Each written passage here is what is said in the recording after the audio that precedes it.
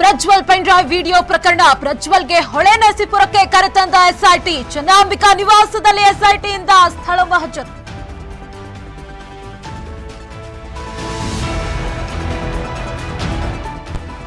ಫಲಿತಾಂಶದ ಬಳಿಕ ಬೆಳಗಾವಿ ಕಾಂಗ್ರೆಸ್ನಲ್ಲಿ ಕೊತ ಬಿಜೆಪಿಯಿಂದ ಕಾಂಗ್ರೆಸ್ ಸೇರಿದವರು ಕೆಲಸ ಮಾಡಲಿಲ್ಲ. ಶಾಸಕ ಮಹೇಂದ್ರ ತಮ್ಮಣ್ಣ ವಿರುದ್ಧ ಜಾರಕಿಹೊಳಿ ಆಕ್ರೋಶ.